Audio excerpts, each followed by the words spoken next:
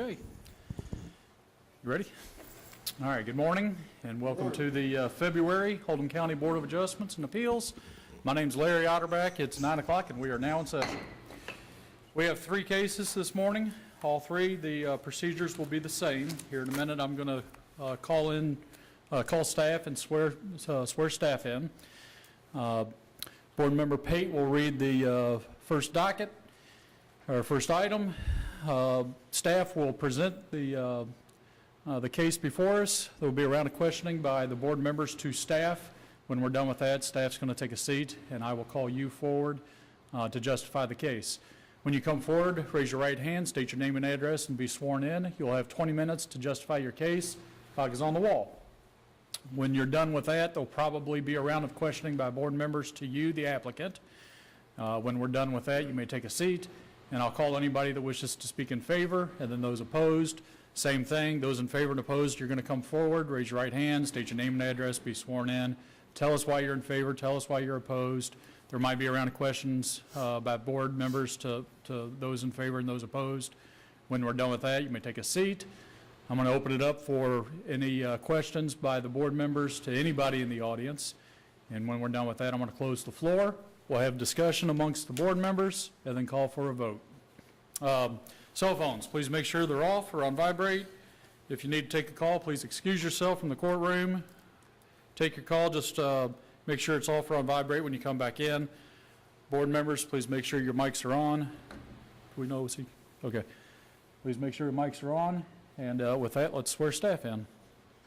Do you solemnly swear to tell the truth, the whole truth, and nothing but the truth? Okay. Mr. Pate, would you like to read the first case? Yes, docket number OC19004. An application has been filed requesting a location variance for a proposed accessory structure on property located at 1106 East Highway 22, Crestwood, Kentucky. Good morning, Amy Alvey, excuse me, Assistant Director for Oldham County Planning and Development Services. As Mr. Pate just stated, this is an application for a location variance for property located at 1106 East Highway 22. The mailing address is Crestwood. The property is zoned R2 residential and is approximately 5.1 acres.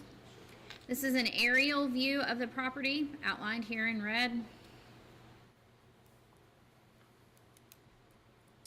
This is an area view that shows the existing structure there that is located on the property, which is the single-family home and the driveway. This is the zoning classification. It just shows that everything that is in the yellow area is zoned R2, and then the surrounding area here is zoned R1. This is the contours. I provided this in the presentation because of the applicant's justification of the extreme contours along the rear of the property, the hillside. So this is shows the 2-foot contours on the property. There have been no prior actions before the Board of Adjustments regarding this property.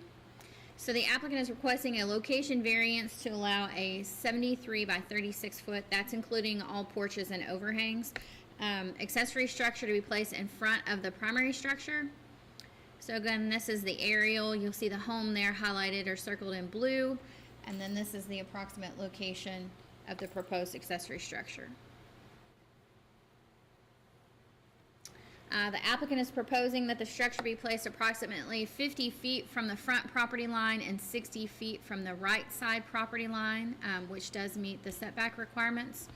So you'll see this is the proposed location of the accessory structure, and then this is the primary structure there. The structure will be used to store equipment and tools. The structure does have a loft area that will be used for storage as well as a self-composting toilet. This is kind of hard to see on the overhead, but you have the copies in your packets as well. These are the renderings, the east and west view of both of the sides of the buildings, or building, should I say. This is the north view. This is the south view.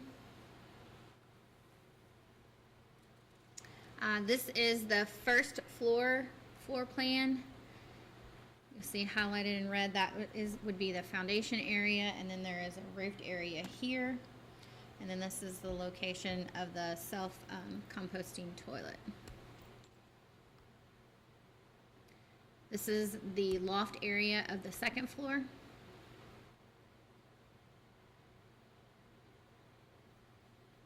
So this gives you what the I guess you would call the true square footage, the first floor of 1872, and then of the loft area there of 361. So the total square footage, excluding overhangs and roofed areas for the overhangs, is 2,233.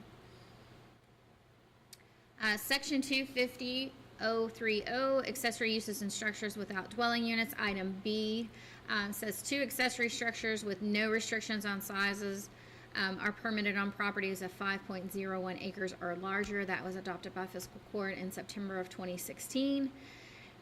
Section 250.030, accessory uses and structures with and without dwelling unit. Item C states relationship to street setbacks. Excuse me. No accessory use or structure shall be located in between the principal building and the front property line. Accessory structures shall adhere to street side yard setbacks. So that's what they're asking for the waiver is to allow, or the variance to allow the accessory structure to be located in front of the primary. The proposed accessory structure appears to meet all other standards of Section 250.030, accessory uses and structures. The applicant's justification states that the placement of the structure must be in the location proposed because the existing home sits at the very rear of the lot on a hillside and it's impossible to build behind the home. The septic system is located to the left of the home and down the hillside, making the space unavailable to place the accessory structure, which would, if they did do that, it would still be located in front of the primary. The front fields would be the location of the orchards, gardens, chicken coops, greenhouses, beehives, etc. And the property is not located in a neighborhood, and therefore there are no other barns located in. There are other barns located in front of homes within the area. So this is standing in the applicant's driveway, looking to the left, which is the west, on Highway 22, going towards the Centerfield area. This is the west adjoining property here. It's all very heavily wooded. This is the north adjoining property. This is across the street. So these are the 2 homes that are located across the street. And then you can see in this little aerial, this map here, this is the drive that goes back to the East Oldham campus.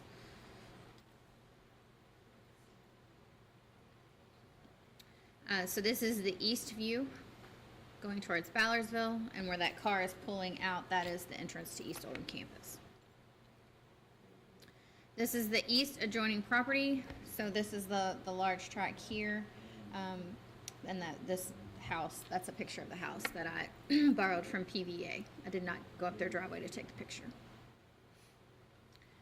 This is looking into the applicant's property from their driveway.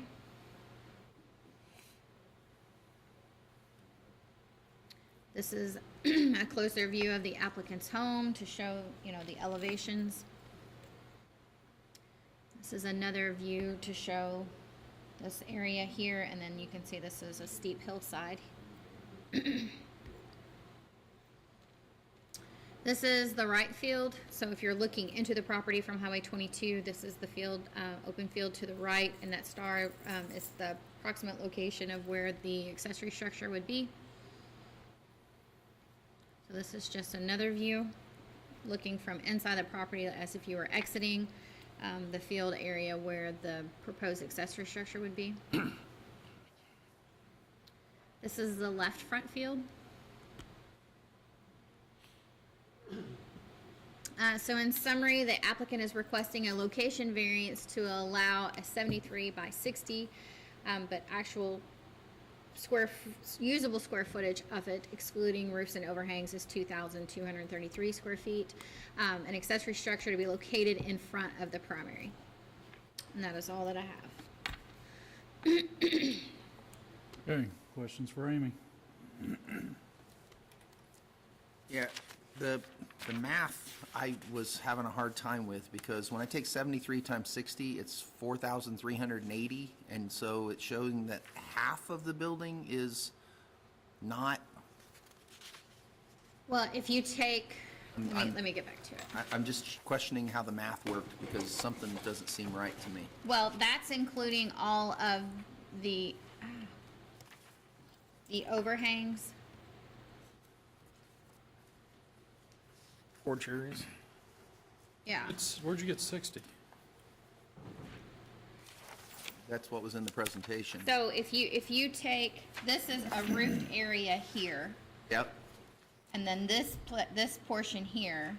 So this is 60 feet here. The highlighted area is the actual foundation of it. It's not a perfect square. sure, I understand. So this part here is open, and this part here is open.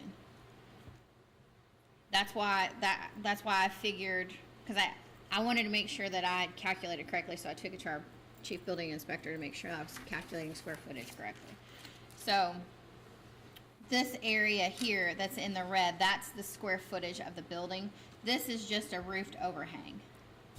So if you take from this point to the end of this, to the end there, that's where you come up with the 73 feet. But this area is not used, and this area is not used, and this is just a roofed area. There's no size restrictions in anything over 5 acres to start with, so it's the size of the structure for permitting purposes is, I wouldn't say irrelevant, but there's no maximum square footage on anything over 5 acres. Okay. Amy, can you point out on an aerial view where the lateral lines are?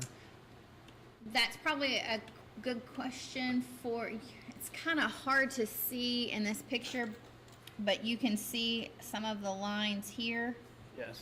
from that, but the applicant can also clarify that That's as what well. I thought, yeah. All right, thank you. Okay. Other questions? All right, thanks, Amy. And if we can have the applicant come forward. Morning. Hello, Do you solemnly swear to tell the truth, the whole truth, and nothing but the truth? I do. Name and address. Sean Fallbush, 1106 East Highway 22, Crestwood 40014. All right, Sean, you want to justify the project? Well, when we bought this land, I wanted to be able to have an orchard and a large garden and berry bushes and all this kind of stuff. And initially, when we bought it, we had thought about building the barn to the right side of the house in this picture. Can I use this screen? Like over here. But then we realized that those lateral lines kind of negated that. And so we thought about putting it right here in this area initially. But then after living there, going on 3 years now, when the creek floods, which obviously it's been doing a lot lately, this whole area gets basically underwater. And so after living there and kind of thinking about it and then doing some research, we decided that front field there would be the optimal location, just because it's more directly across from the garden area. Like this whole center field here will eventually be a large garden, and then this is our orchard already. We've already planted a majority of our trees in our orchard. And so we thought that would be ideal because we've got woods over here. We can't build basically anywhere back there just because, it's super steep. So it was kind of like almost like a process of elimination. And then this field right here gets flooded even worse than this area over here. So, I don't know, that's about how we came to the decision. And we checked it for regulations on setback, which was 50 feet from the roadway. And I forgot how far it is from the left side property line, but we're nowhere near that anyways. We kind of want to keep it a little more centered, if anything, a little closer to the driveway right there. There you go. I don't know if that answered your question or not. All right. Questions for Sean? Is there any proposed commercial use of this property?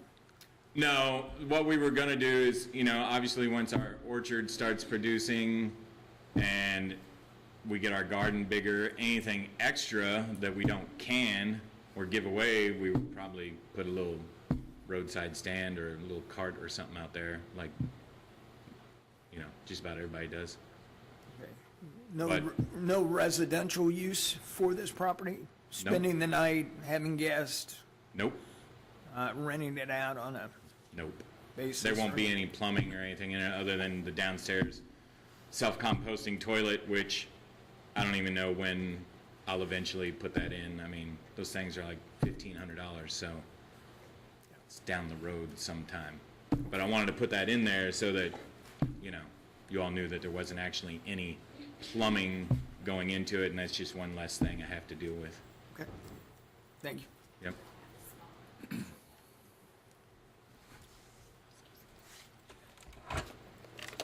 Building appears to be quite large as it's being proposed with sheds and awnings and things of that nature. Uh-huh.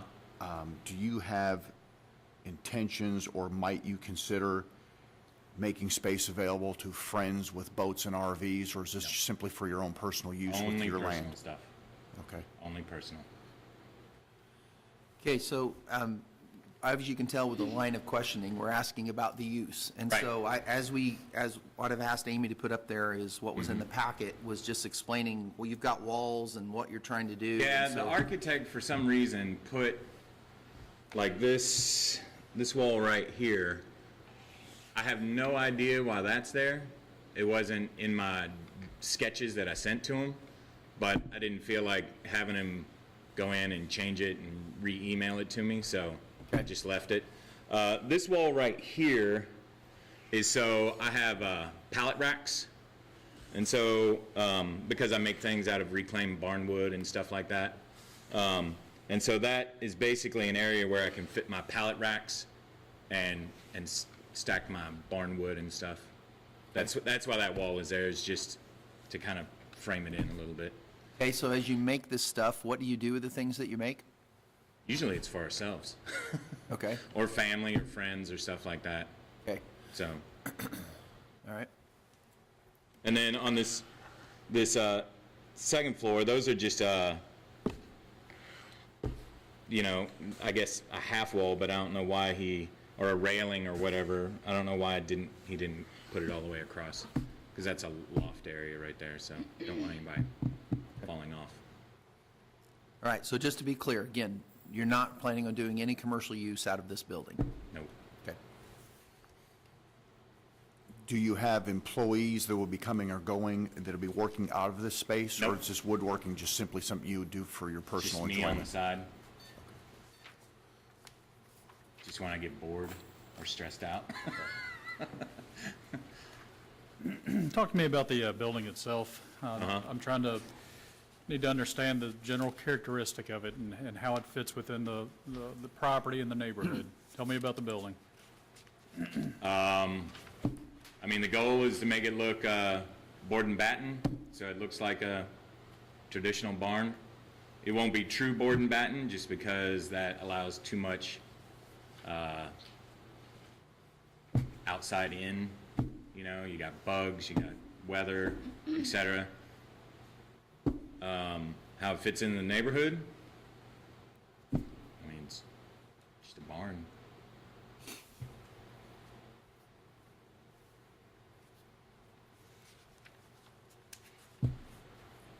If I have my orientation correct, if you were to exit your driveway and turn left, is there not a large barn just down the street from Yep, you on the right right? up- right in And it's front right of the- near the road? Yep. Okay, so I want to make sure I have my orientation of Yep. what I'm looking at correct. That Thank is you. correct. Like, if you just go right on the other side of Northridge Farms, it sits right there.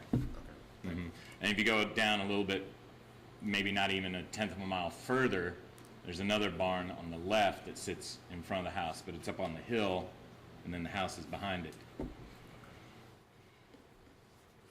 At least those are the two closest. You go down Fievel and there's at least one or two more. Which Fievel is obviously right to the right there.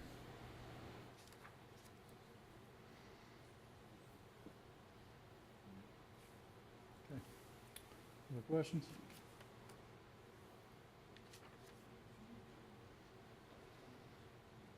Can I say one more thing? I think your orientation on, when you were putting the drawings, you said east view, west view. I think they were off a little bit. So the north view has no windows or doors or anything. The south view facing the creek is the one that has the man door where the overhang will be. And then the doors are on the, obviously on the driveway side, and then the back has nothing. So facing 22 would be a side of, basically, a side with no doors or windows? Correct. Okay. Just for security reasons, stuff like that. So, you know, if somebody decides they want to try and get in, I tried to make it to where, you know, they have to go where. I'm not, you know, it's just, I lived in the city, so I just think about that stuff.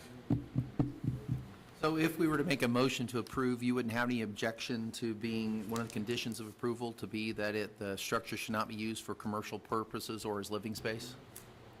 I don't have an issue with that.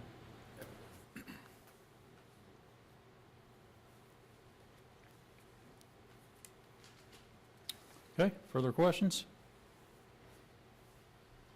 Thanks, Sean. Is there anybody here wishing to speak in favor? I'd just like to speak. Okay, come forward. William Vaughn. I live at 1203 Hillview Circle. You solemnly swear to tell the truth, the whole truth, and nothing but the I truth? do. What my concern is what the outside construction of the building will look like. The reason why, because he's built a building up to the left of his house. As you come down out of the school, you can look right up to it, and that's the reason why some of the neighbors are kind of concerned on what the outside construction of the building will look like. Okay, But as far as me, I have no problem with him building a building. It's just the outside construction. okay, all right. Questions for William? William, when I asked general characteristic of the building, he said Baden barn, typical barn. What type of concern would you have with that? I would say the barn that he's talking about on down the street, now it's been there 60 years, so, but they keep it up. It's wood, outside wood construction. Okay, But like I said, the building that's up to the left of his house, that's the reason why a lot of people are concerned and was talking to me about what they're concerned about the outside construction of the building that he's wanting to build. okay. All right, thank you, William. Further questions for William? Okay, thank you, William. Thank you. Anybody else wishing to speak in favor or opposed?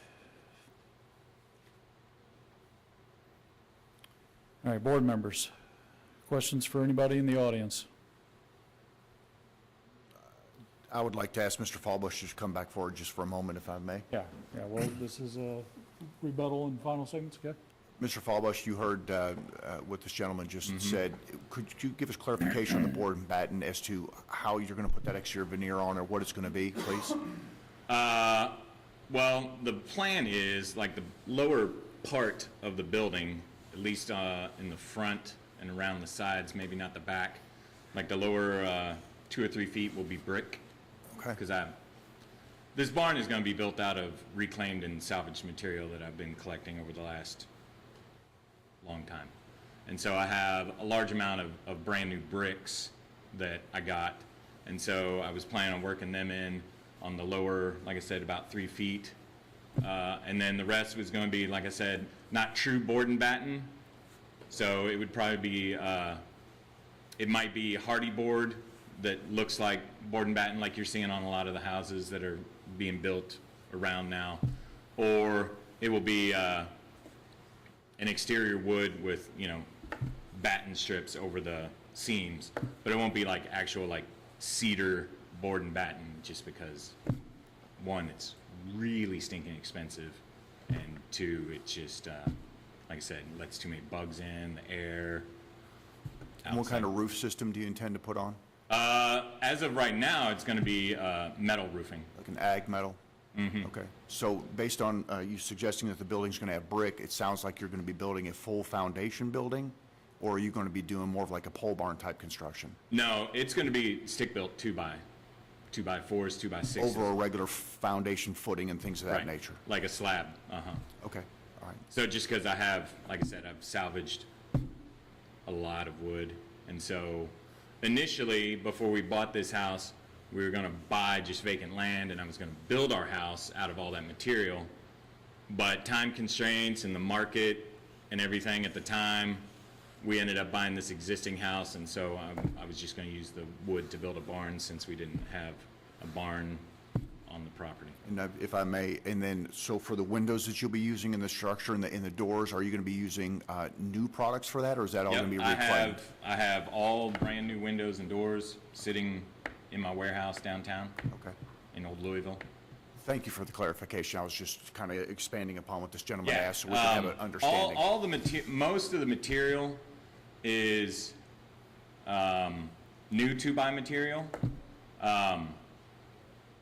but there is, I do have some really nice old, like, actual 2x6s that will be worked in somewhere, just because they're a lot stronger and, yeah. All right, thank you for the clarification. Okay, I have one question. Will the exterior be painted or will it be? it'll be painted. Okay. And We're planning on, the house is currently white, and so we were gonna change the colors up maybe this summer, money and time allotting. And so the barn, it would be some shade of like a gray or a slate, dark slate-ish color, and then the barn will match it. Okay. That was I mean, just worst case scenario, the barn will be black like every other barn. a clarification from what type of materials and then what color they would be is what I was looking for. Uh-huh. Yeah. Yep, All right, thank you. all right. Rebuttal by, do you have any comments? Would you like to come forward and address what he just said? When he starts building this, will this be, will the county make sure that he's doing what he is supposed to do? Yes, yes. Okay, that's good, that's all okay. All right. Sean, any final statements? Anything else to say? No. Final statements from anybody? Okay, board members, questions for anybody? Okay, I'll close the floor, open it up for discussion. The location variance is a requirement on this property based on the testimony, it seems, because if you look at the house, it's backed up to a hill. And if you look to the sides of the house, there's restrictions there because of lateral field, and then just again because of the topography of the ground as presented. Then if you look in the middle of the property, there's a huge creek, and so even there, you'd say, well, could you set it back farther? If we've been in Oldham County this week with a creek in my backyard, for example, I absolutely believe the testimony that we've seen great deal of flooding.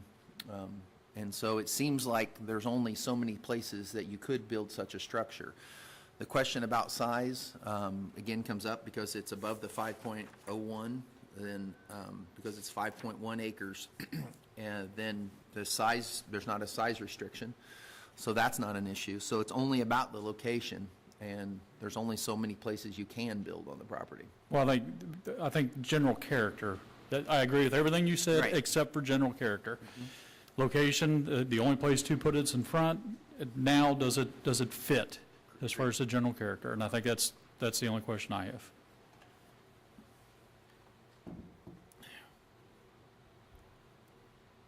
But saying that, I think he has addressed it. All right, any other discussion? Okay, I'm ready for a motion. Based on the testimony of the property the restrictions of where buildings could be put on the property based on the testimony and the presentation of what the building is to be constructed of, how it's to be put together, and whether it fits into the general character of the area.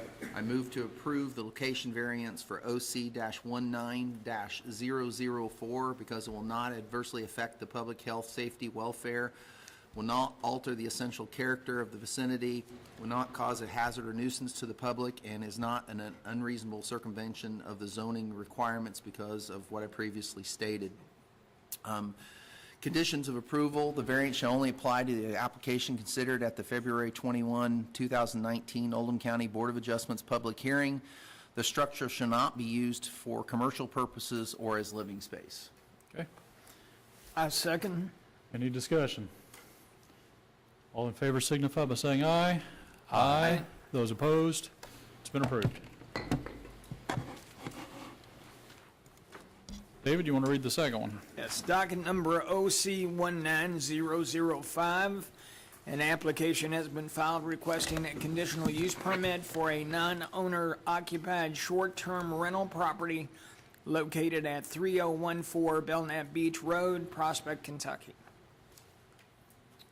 All right, this is your second docket of the day. As Mr. Pate just stated, this is the first one that has been before the board, before any board, regarding short-term rental properties. I provided in your packet the regulations for short-term rental properties. So that's like I said, this is the first, and this is the new pretty much to everyone. But this is an application requesting a conditional use for a non-owner occupied short-term rental property. It is located at 3014 Belknap Beach Road in Prospect and is approximately 0.169 acres. Excuse me. This is an aerial view of the property there, highlighted in red. This is an area view that shows the structures and driveways. This is the zoning classification. The entire site is zoned CO1 conservation on all sides. This is the Ohio River here, so it backs up to the Ohio River. History: on July 16th of 1981, the Oldham County Board of Adjustments approved a side yard setback variance of 15 feet, which made zero setback between the two homes to allow the division of a lot. That was docket 1010. So prior to the implementation of the zoning regulations, the two houses were joined together by a breezeway and made into one large home. The owner no longer needed the large combined home and was granted a side yard setback to have zero lot lines between the two homes.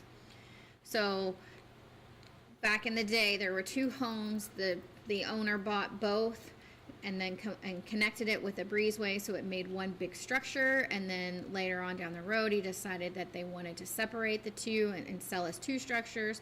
So the Board of Adjustments granted that zero lot line between the two homes.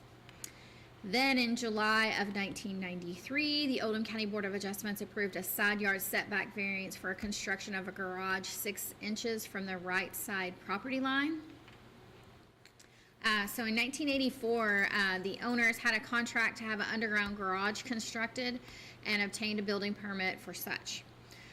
Plans changed, and the garage was constructed on the right side of the house, 6 inches from the property line, requiring a variance of 14.5 feet.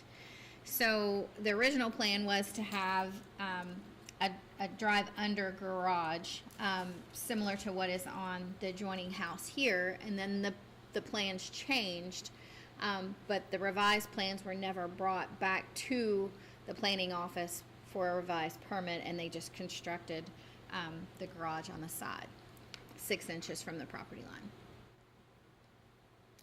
And that was all done by previous owners, not the applicant today. So the applicant is requesting a conditional use permit, again, for a non-owner occupied short-term rental property. In March of 2018, the Oldham County Fiscal Court adopted regulations regarding short-term rental properties. The definition of a non-owner occupied short-term rental is the owner of the property does not permanently reside in the short-term rental property or in the principal residential unit, which is the short-term rental property, which the short-term rental property is associated on the same lot. So that is saying that if they have a house and have a carriage house. The owner does not live in either the house or the carriage house that's located on the property. They do not live on the property at all.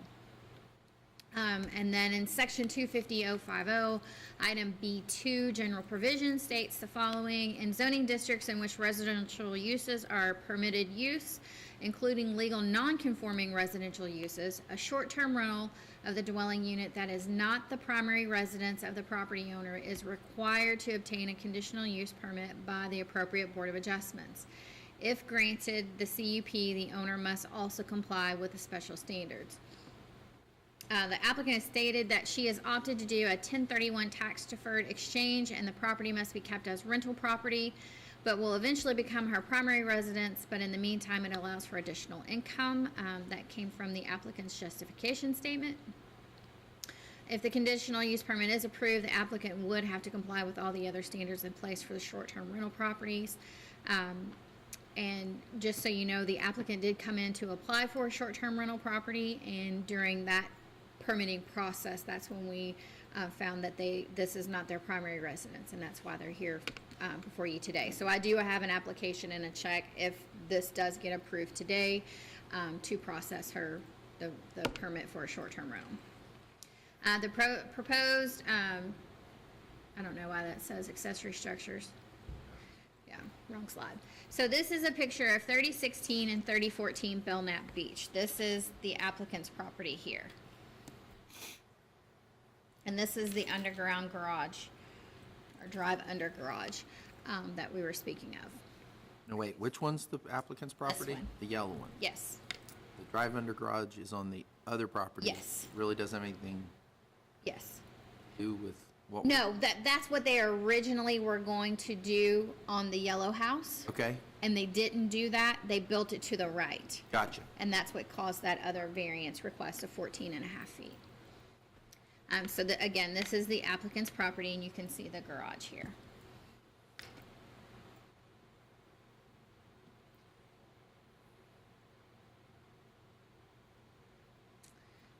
This is, I guess technically the adjoining property owner to the south, which is technically adjoined to the applicant's home. This is the adjoining property owner to the south of 3016, so this is kind of really the next true house over. Hey, hang on, Amy, so this house right here, Yeah, what is that one? That is not the, that's 3 doors down. okay, all right, The applicant's home is this way. gotcha, all right. Yeah, thank if you look at the site picture at the bottom, the Okay. red picture outlined is the It's the applicant's. applicant's house, Yeah. okay. This is the north adjoining property, so this would be the property to the right of the applicant's home.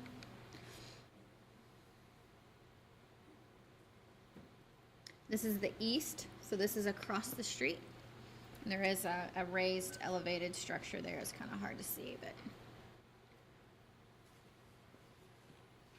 So in summary, the applicant is requesting a conditional use permit for a non-owner occupied short-term rental property at 3014 Belknap Beach Road in Prospect. When we were writing these regulations regarding short-term rentals, if it was non-owner occupied, we felt that the reason for a conditional use permit was to have a public hearing process so the adjoining property owners would understand what the intended use of the property was for. So that's why there are conditional use standards, or requirement of a conditional use, so there would be public notification to the adjoining property owners of the intended use of the property. That is all that I have. Okay, so question, if we look at some of the regs in our book, it lists our intent, permitted uses, and conditional uses. This is different than anything we currently have in my current book. Is there a list of things that we should be looking at? Is there additional standards that we should be I thought required to I approve? gave you the standards in place. There's no additional standards other than that they're required to get a conditional use permit. Not like additional setback standards or anything of that. Okay, so there's, I mean, It's in the packet. right. Yeah, so there's not another Division 260 that says like for mini storages, plumbing or a 3-acre minimum rule or Right, anything like that. that's what I'm There's- after. Is there any there's- other restrictions or No, sir. conditions we need to worry about? Okay, No, right. there is not. Perfect. That was the answer to my question. Hey, Amy, Yes, sir. when did you take those pictures? It was very, very cold. It was like 4 degrees, because our mapping down on Belknap Beach is a little off.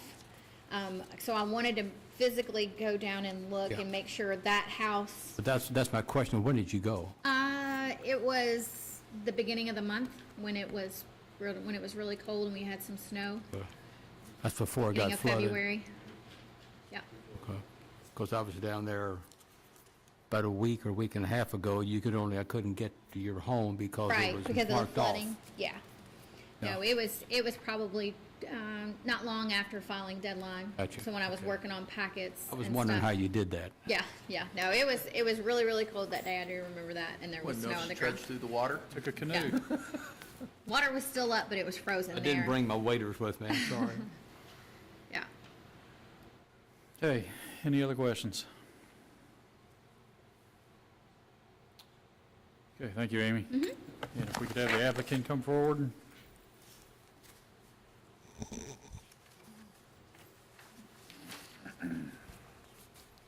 Do you solemnly swear to tell the truth, the whole truth, and nothing but the truth? And name and address. Susie Sheehy. I live at 5200 Moccasin Trail. All right, Susie, Where is yeah, it? we Is need it- a, Yeah. Microphone's right here, but you gotta speak up. It doesn't move, so Okay. just talk loud. is there any way to move the mic? That's okay, I can talk louder. Okay. What was your address again? 5200 Moccasin Trail, Louisville 40207. All right, Susie, if you could tell us what it is you'd like to do and justify the project. I've been in real estate 40 years, and thought I ought to start cutting back. But I've owned this rental property for so long that by selling it straight out, I would have a great deal in capital gains to pay. However, doing a 1031 exchange would allow me to defer those taxes. I have other rental properties that are Airbnb. I have one in Indiana and I have one in Florida. And they're a lot easier for me to take care of. So I thought, I had some investors call me. I didn't approach them, hadn't thought about it. But they came to an open house I had. I'm a realtor, have my own company, and they said that they buy 20 houses a month, and they were wondering what I had. The open house I had did not belong to me. That was something I had listed. So I said, I have some rental property. And they asked the address. They wanted to see them, and they said, would you be open to offers? And I said, you know what? That's something I've been thinking about. My children want me to quit going out at night to fix a breaker that is kicked off or whatever. And I have managed my own property. And the other Airbnbs that I have are not nearly as demanding as single family. So when they approached me, I gave them the addresses. They said, could we go see them? I said, I wasn't thinking about this, but sure, I'm open. And they made me an offer on all 5, which would allow me to do a 1031 exchange. Excuse me, I got a frog. And so that meant I had to find properties to exchange. And the first one that I had didn't work out. So the second one was the home on Belknap Beach. I happen to have known the owners. They have both passed away. So both of their daughters, their first homes. But I know, and I also know the next door neighbor. I sold her parents' home. And we get along very well. I've told neighbors, you know, what my intentions were, so it wouldn't be a shock. And I have not had any bad feelings that I know of. And I have to keep it rental for 2 years. After that, I can move into it. And that's what my intentions are, to move into it and retire. Okay. It was strictly for, well, I've always loved this home. I absolutely love the river. And I know how attractive a property like this is for short term, for people to come in and spend the weekend. I maintain them very well, and I've had the experience because I've had the other properties quite some time. Okay.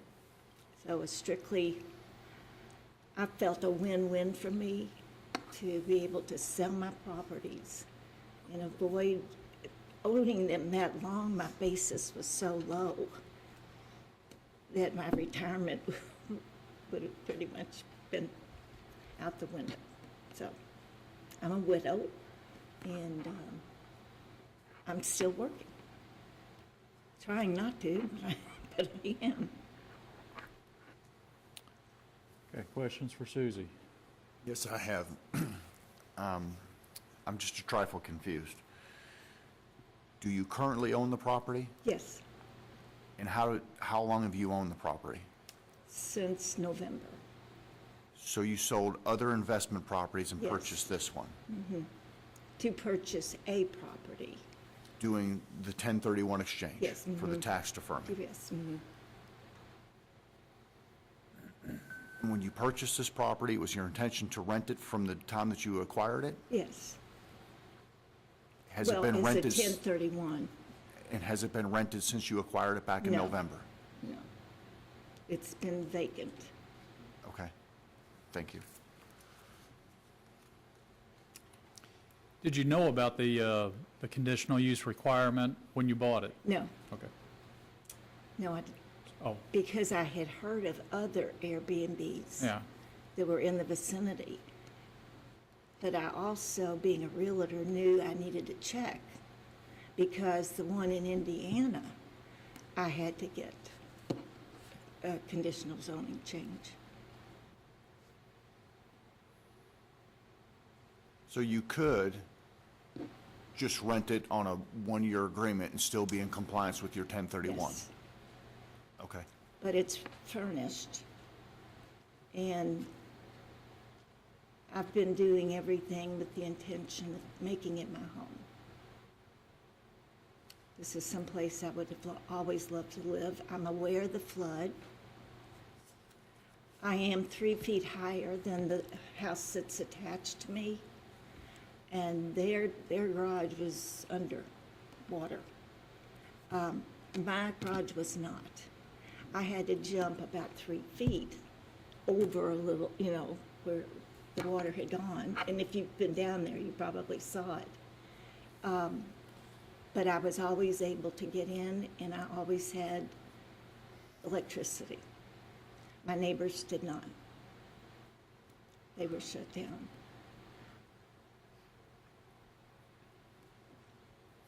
Do you own that property on the left?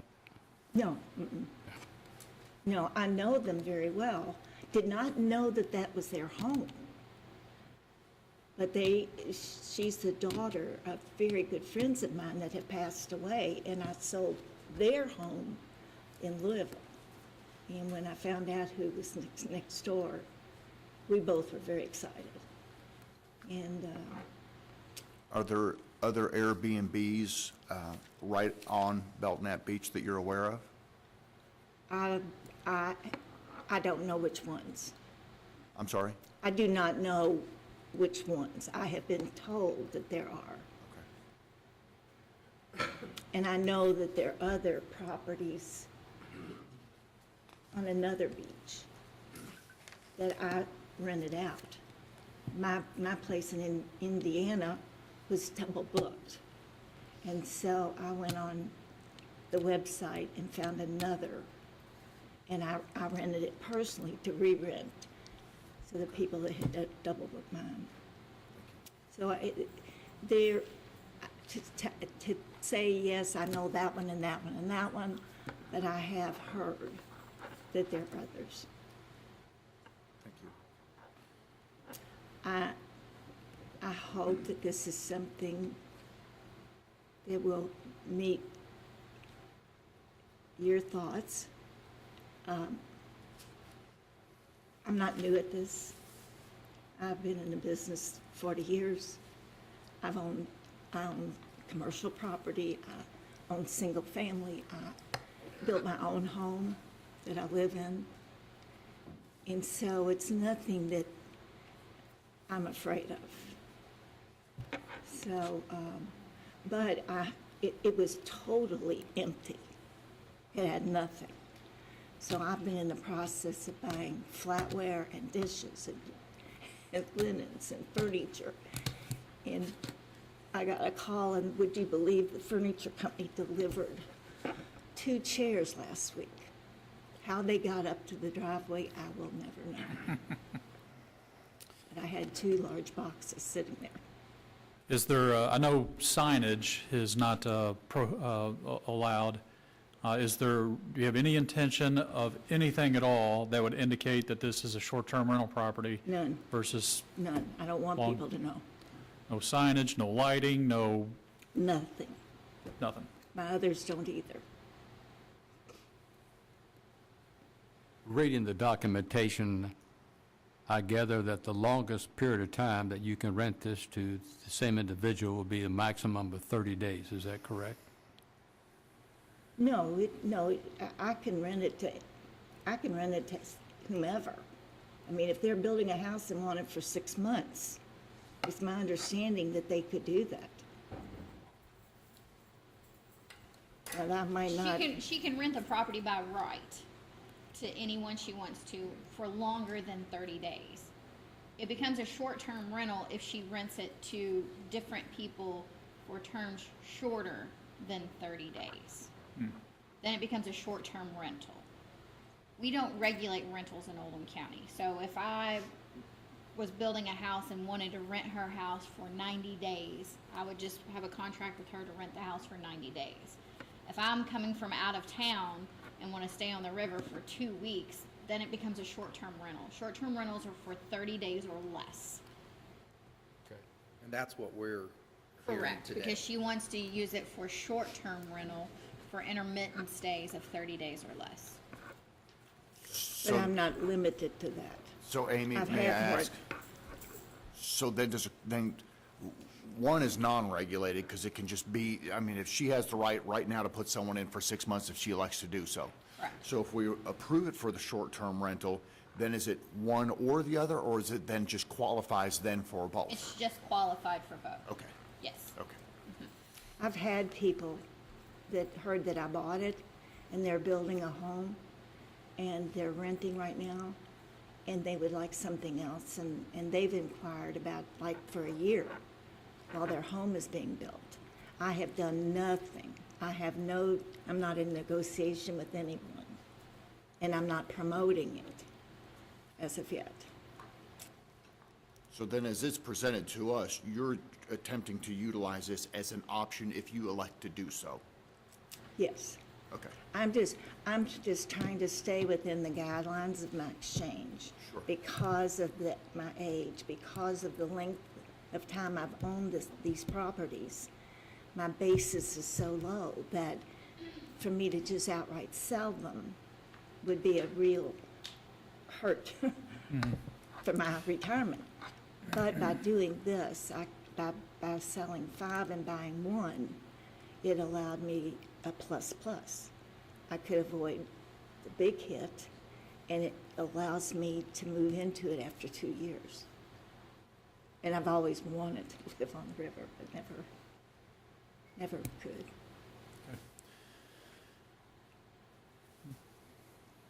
Here in a minute, I'm going to call Jim forward just to talk about county and Airbnb in general, but any other questions for Susie? I do know there are others in Oldham County, but I cannot say for sure which ones are on Belknap Beach. Yeah. And it's not hard, I mean, you could go on any of the sites and see what is available. I will be very particular because everything is brand new. All my furniture, everything. So it's nothing that I want to do a Section 8 with or something. And I have been renting property since the 60s. That's why I'm 5 foot. I used to be 5'8". Okay. Other questions for Susie? Okay, thank you. Anybody wishing to speak in favor of the applicant? That's my son that just walked in for Hi, son. Those opposed? All right, Jim, could I have you come forward? Just, what is the direction of the county for short-term rentals? How many do we have in the county, or guesstimate? Do we have a goal for the county? What if all of a sudden we see an explosion of these things? Have we talked about what we want to do as a county with short-term rentals? So there's about 4 questions, but I have one answer. Before March of 2018, we had no standards for having a short-term rental. And that's where we ended up having people who were already doing short-term rentals with no requirement for an application, any standards, or for that matter, any kind of oversight from the county. So there's no real goal in how many short-term rentals we want to have or should have. What the issue is, they are supposed to be paying the bed tax if they have a short-term rental. And what we discovered through the tourism director is that a lot of these were not going paid. So in conjunction with developing the standards, we're also seeking to collect the bed tax to make it fair for the people in hotels or bed and breakfasts that are already paying that tax. And that's, again, irrelevant to this particular case, other than that's kind of the history of how we got to the point of having these standards. Mr. Chairman, I'm not sure if that answers all of your questions, but so after March of 2018, we've actually we have 6 short-term rentals. Up until today, they're all owner-occupied. So this is the first non-owner occupied. An important consideration in the regulations is that the owner or a responsible party live within 25 miles of the property, and she complies with that. She lives within that, so that if something is going on the property, they have somebody, let's just say that they lived outside of the state, there's a responsible party within 25 miles that could respond to any issues that there may be on the property. So again, these standards were developed over probably a 6-month period of time. Again, they're adopted by the legislative bodies as part of our zoning ordinance update, and again, through all the public discussions we had, we felt it was important to at least have standards for everybody to live by. So to clarify then, on owner-occupied, they just go through the permitting process and you can handle it within the office. It does not come before this board. It's the Correct. non-owner that causes it to come before the board, that allows it to have the public input at that point. Yes. Okay. Yeah. And the idea behind that is that if it's owner-occupied and either the principal structure or an accessory structure or wherever it might be, they're on the site all the time. And typically, they're not going to allow for anybody to have wild parties or be irresponsible. And that's why we have a conditional use for the ones that are not owner-occupied. Jim, you talked about responsible party. That could be conveyed to a third-party management company, somebody of that type? Yes. For an out-of-state person? Yeah, and their contact information is on the application. So again, if there was some issue that couldn't be rectified, we know how to find the person Right, locally that it would be responsible. Okay, thank you. It's going to be Derby time. But Correct. having said all that, there are other restrictions that can be imposed on this through subdivision regulations, which we don't participate in. And Jim knows I had to go to court on one of these a couple of years ago, when the one down on 1694, Right. where there was short-term rental, and the subdivision filed a complaint. So either CCRs or deed restrictions, the owner is responsible for making sure that they're not in violation of any restrictions that says you can't do this. And the Kentucky Supreme Court just had a ruling a month ago or so, where a case was brought all the way to, again, the Kentucky Supreme Court. And the Supreme Court upheld that the deed restrictions, if evenly enforced, do not allow somebody to have a short-term rental if, again, it's deed restricted. Now, like Mr. Combs said, we don't regulate that, but we let them know in this application process they have to check their deed restrictions. Okay. All right. So part of why this board then is hearing it is to hear public input, and that's really kind of our deciding factors, because what other factors are we supposed to be deciding on? I'm trying to understand our responsibility. Well, again, it's only the portion that is short-term. Like Right. Amy explained, an owner can rent for a longer period of time under contract or lease, and this is only for renting short-term, and there's more turnover. And the reason we have a public process is so that the adjoining property owners, if they're interested, are notified that this is a request. And so rather than it kind of being, all of a sudden there's people coming and going on a weekend or weekly basis, whatever it might be, that they have been notified that this is a short-term rental. So your only decision, again, relates to that less than 30-day period. I understand it applies to the less than 30-day period, but like on the last case, for example, we had to look at it, and there were conditions of the property that said you couldn't do this and you couldn't do that, so we granted a variance. In this case, I'm trying to decide is what's my criteria for approval or denying, and if I'm hearing this process, our denial process is only if there's enough public negative against it for us to say, I don't see a lot of people sitting in the audience today. I'm just trying to understand for this and future cases. Then is our only criteria to approve or deny based on public input? Well, appropriate land use. All you're being asked to consider is land use. There's no additional building, there's no variances or waivers from our other regulations. It's strictly related to determine whether this is an appropriate use of land Within that zone. within that zone. And public comment comes in if somebody were here to speak either in favor or against, would support your decision to either approve or not. We typically, again, don't make a decision based on deed restrictions, but if somebody came in opposition, and this is in general terms, not related to this case, if somebody came and said, well, we do have deed restrictions, well, hopefully the owner already knows that and is not even here, but occasionally somebody might try anyway. That would be significant enough for us to not even approve an application. So, and again, they probably wouldn't be here at all if there were deed restrictions that were discovered. So it really is, your decision is simply about, is this an appropriate land use?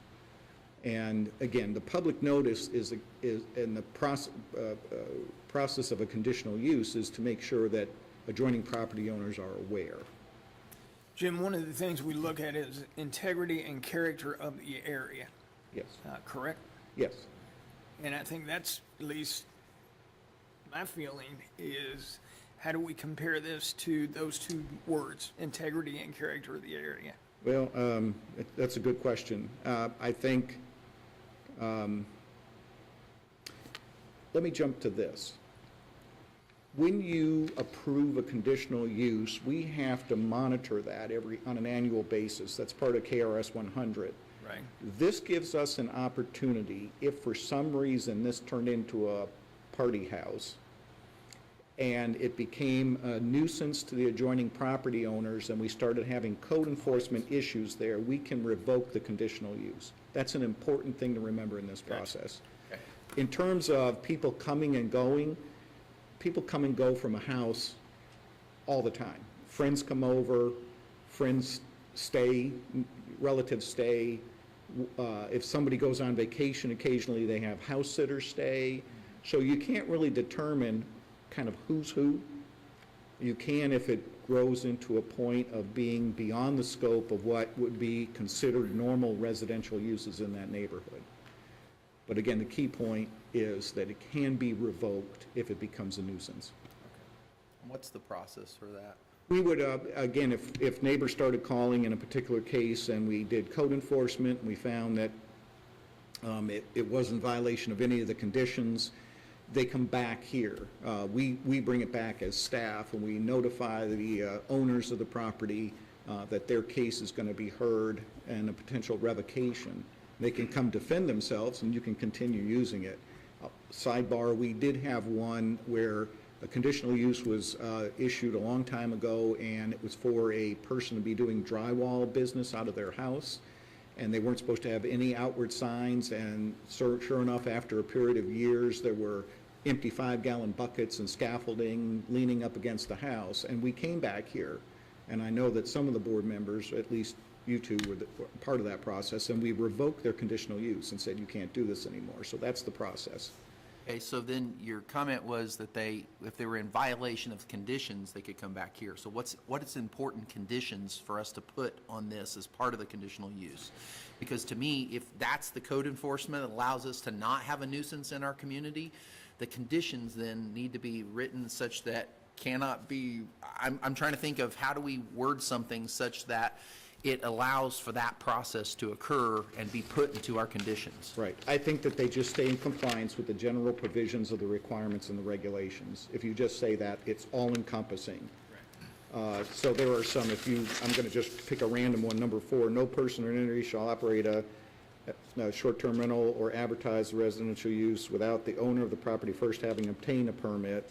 And then there's an annual, we have to update those annually. So if for some reason they didn't come in annually and renew their permit, that would be a condition that was not. So I would just say if you're going to place condition, they have to stay in compliance with our regulations, period. That covers everything. Could you let me ask, is Belknap Beach within Prospect city limits? Is Belknap Beach within the Prospect city limit? It has a Prospect zip code, but it's not within the city limits of Prospect, no. The reason I'm bringing that up, last I knew, the county itself does not have a noise ordinance. Prospect does, I think, and it's always a real problem to enforce loud Subjective. music. Right. Right. Well, we have a nuisance ordinance, so, you know, if we got consistent complaints, and the best way of understanding consistent complaints is if somebody called the police on a regular basis because there were parties going on. We had a case a long time ago where there was a person on the north side of the county that did not live even in the country and was renting their house out regularly, and there were van loads of people coming. It was a big house.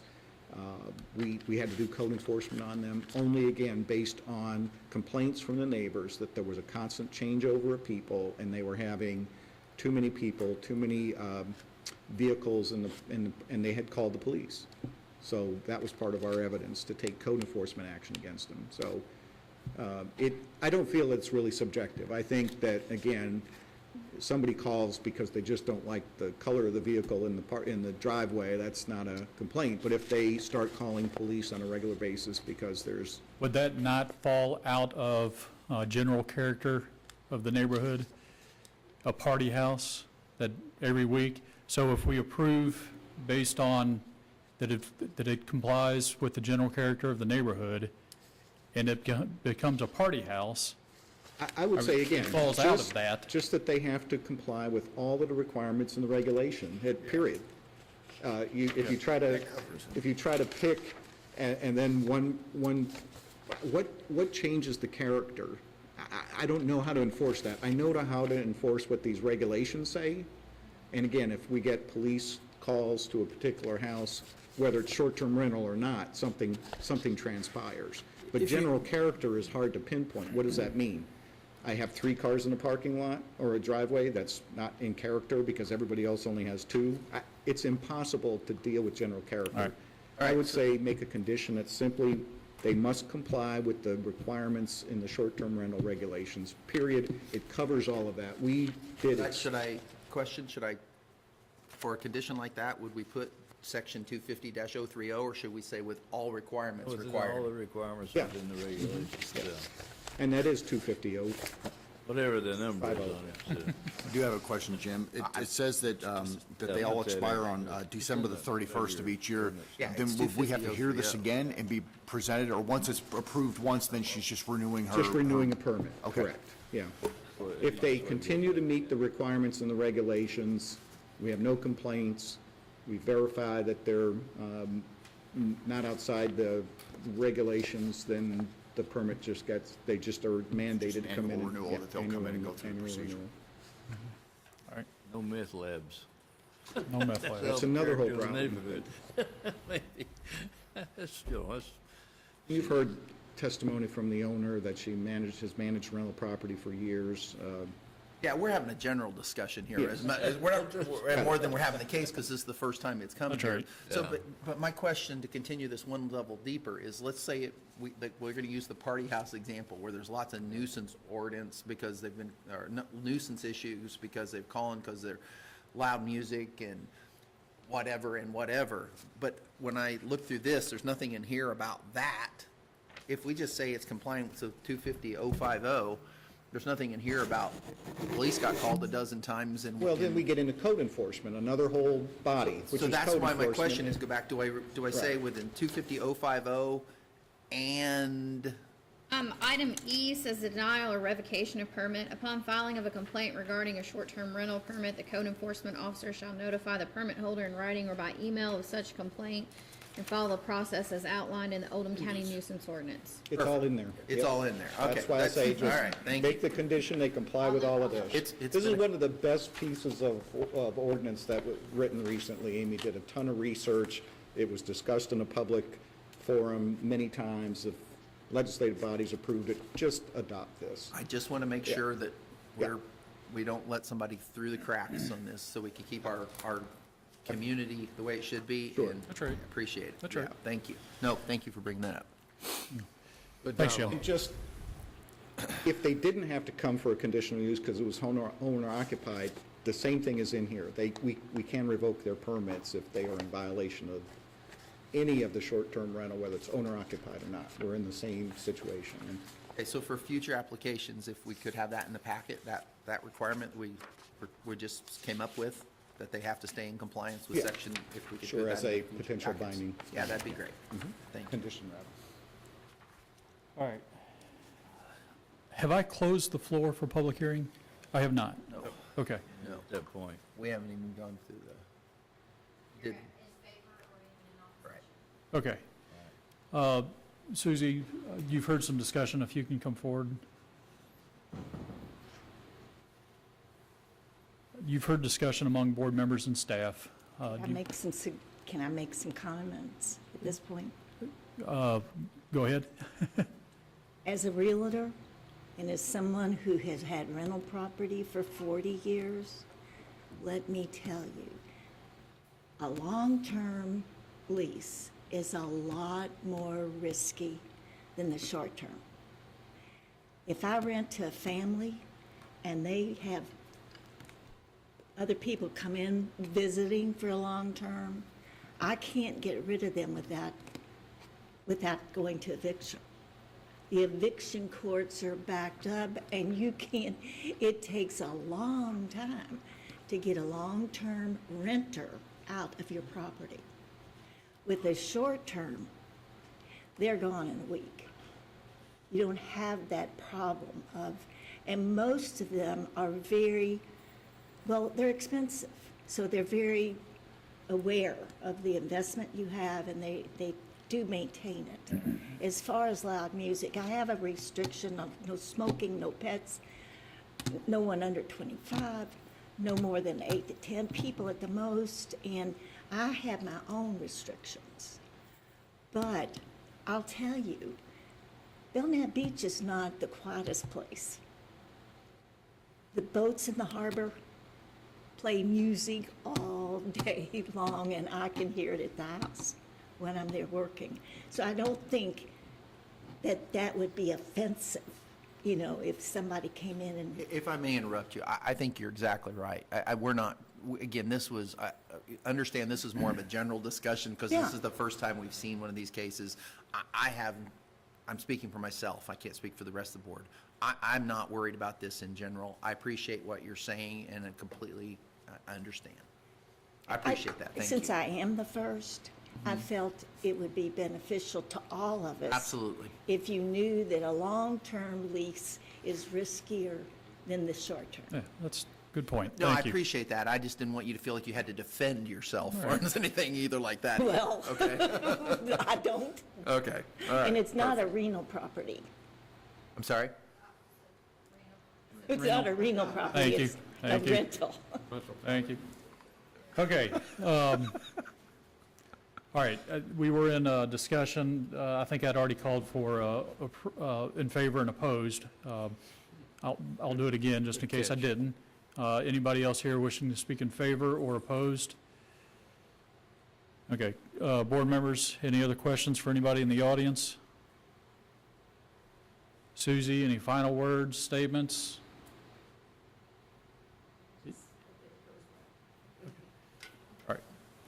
All right, with that, I'll close the floor and open it up for general discussion. Tate, my question to you is, on some other cases, when we talk about the evidence, we say, well, based on the property's characteristics and based on this, we state that before we make our motion. That's what our motion is based on, the evidence. So what do we state has to be, quote, the evidence for this kind of a case? Well, you heard the testimony of the applicant, and that is evidence. And that's what, and she is stating to you the purpose of this and the reason she's before the board. And if you accept her statements and the statements of staff, that this is following the ordinance that is before you, that it's justified, but that's why you have that ordinance in front of you. Okay. And that's all you need, and you can state that in your motion. Okay, thank you. I had a technical question, so I'm not. That's fine, that's fine. Any other discussion? My biggest question was pertaining to that integrity and character area. I believe it does change the dynamic of that area. But with Jim's clarification, I'm very happy with the decision to move forward on it. But I think it does, and I think that's one of the things I wanted to point out. If you change the dynamics of a certain area, I think it does affect the integrity and character of an area. But with the clarification that Jim said, I'm perfectly happy going forward with it. I think given the fact that, that the applicant has an excessive amount of experience in real estate, property management, owning rentals, and knowing how, as a nation, we're evolving towards these Airbnb-type products, I think that, that the river is a draw for some folks, and something that I don't know the answer to, but thinking out loud, how many folks own properties on the river that they only go on the weekends? I might suggest that, to your point, it may actually be in character, but I don't know one way or the other definitively, but I do know from folks that I speak with that they own properties that they only go to intermittently or periodically. So if in the event that someone might roll in for a weekend or a week and then be gone, may not necessarily be out of character in light of the fact that it is a waterfront property. I just, knowing how we're evolving as a nation and this type of a housing is becoming more and more in demand, I would be inclined, especially with the experience that the applicant's submitting, I would certainly be inclined to move forward with the approval as well. Yeah, the part for me is that we're at this point, we're talking about what was previously done but didn't have a regulation. Now we have a regulation, which gives us standing, which gives everybody the ability to have it fit within our community, yet meet a set of standards. We just this happens to be the first case for us. That's So- exactly right, and this is a public forum. Right. Notices have gone out. If that neighborhood did not want to see their neighborhood change in any way, shape, or form other than what they think it is, they'd be here before you today. Right. Correct. Exactly. So I have no issue with this either. It seems like exactly the type of thing, and like you're talking about being down on the river, that's the kind of things people want to rent. And that's the kind of things to do. I think while it wasn't required, I think it was positive that she did bring her experience to the table and explain to us that, Absolutely. hey, someone comes in for a weekend, that's just a weekend. It's not trying like they do it every weekend for months and months and months. And so that is a valid point. And there is the process for those people who are doing owner occupied. So I'm completely comfortable with this. All right. We've already closed the floor, Susie. Anybody else? Any I other have one discussion? comment. Yeah. I am more knowledgeable about this subject at 10:22 a.m. on the 21st of February on a Thursday. Hang on, Mike. I Mike, read this thing about 4 or 5 days ago, and I read it more than once. I read it about 4 or 5 times. And then I couldn't find 250/50 in my 4-inch thick book, and then I realized when I got back to the computer that it hadn't been published yet. Is that correct? So I'm more knowledgeable about that, and I'm very comfortable with this situation in this case that the applicant has brought to us It's not this in morning. the new, your all's new book. It's online under the planning page of the adoptions that were done in 2016 and the adoptions that were done in 2018. We have one more section that we're finishing up right now, and then we're going to republish the entire book as one document. But it is available online, and there's even its own tab regarding short-term rental properties. That's why I included it in your packets. Good move. all right. Any other discussion? Okay. Willing to take a motion? Based on the evidence of the applicant testimony, the presentation by staff, and the information given before us also in printed form and on the screen, I move to approve the conditional use of OC-19-005 because it is not in conflict with the elements, objectives, and policies of the comprehensive plan, and is within the character and objectives, is compatible with surrounding areas. The conditions of approval, conditional use permit shall only apply to the application considered at the February 21st, 2019 Oldham County Board of Adjustments public hearing. The applicant shall apply for and be issued a short-term rental property permit before renting the property. The property shall stay in compliance with Section 250-050 and for all requirements and regulations. Second. Any discussion? All in favor signify by saying aye. Aye. Those opposed? It's been approved. Rob, did you need to take a Yes, break? if we could, that would be great. I have to excuse myself probably around 11:15. I've got a lot of issues going on today. Okay, all right. So if you need me by phone, you can call me. All right, if we can get a motion for a short break.